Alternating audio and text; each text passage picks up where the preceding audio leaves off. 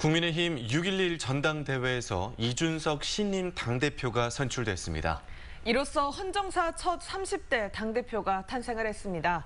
정준호 변호사와 함께 그 의미와 향후 전국에 대해서 전망해봅니다. 안녕하십니까? 네, 안녕하십니까?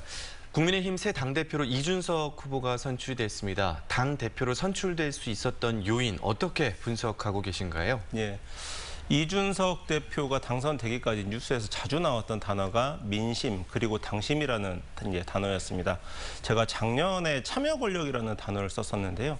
당 내에서 세력화된 당심을 일반 민심이 이기기 어렵다는 취지였습니다. 그러나 보다 못한 민심이 이 세력화된 당심에 도전을 한 그 첫 번째 전선이 이준석 전당대회였습니다. 이 흐름에 국민의힘 당원들이 전략적으로 동조하면서 이 드라마가 만들어졌습니다. 네, 이준석 대표 체제의 국민의힘 앞으로 어떤 변화들이 예상되나요? 네, 아마 이럴 것 같습니다. 이준석 대표는 민주당을 낙인 찍는 변화를 택할 것이다라고 생각이 되는데 이 어떤 낙인이냐? 국민의힘은 민심에 순응하는 당이지만 민주당은 친문 표심의 그늘에서 벗어나지 못하고 있는 당이다. 이런 낙인을 이제 찍을 것 같고요.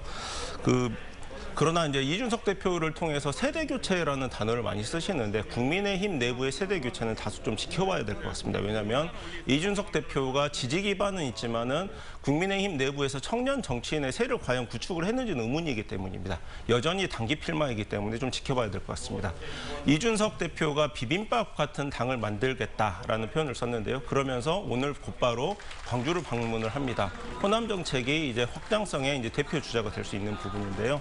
민주당은 백반으로 비빔밥을 이기려면 반찬 가짓수가 많아야 되는데 과연 지금 당내 구조가 그런지는 의문이 있습니다. 네, 또 윤석열 전 총장 입당 등 야권 재편이 또 최대 난관으로 꼽히고 있는데요.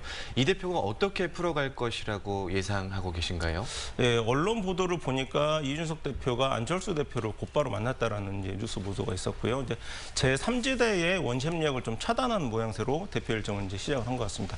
김종인 전 위원장도 곧바로 만날 것으로 강하게 이제 예측이 되고 있습니다. 윤석열 전 총장의 입당 관련해서는 지금 최재형 감사원장의 카드를 좀 만지작거리고 있는 것으로 제가 좀 확인이 되고 있는데요.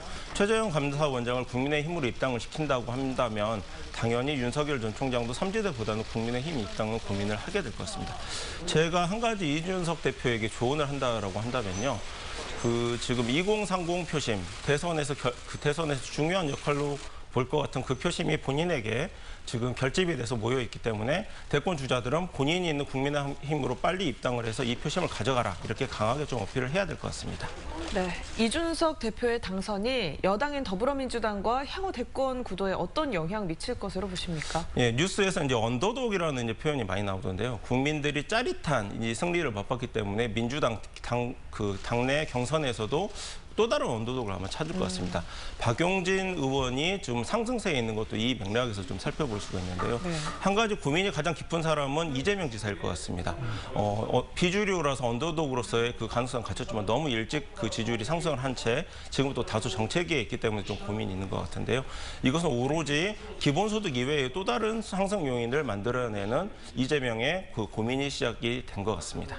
네, 오늘 제1야당의 30대 당수 이준석 신임 당대표 선출과 관련한 이야기 정준호 변호사에게 들어봤습니다. 말씀 고맙습니다. 고맙습니다. 감사합니다.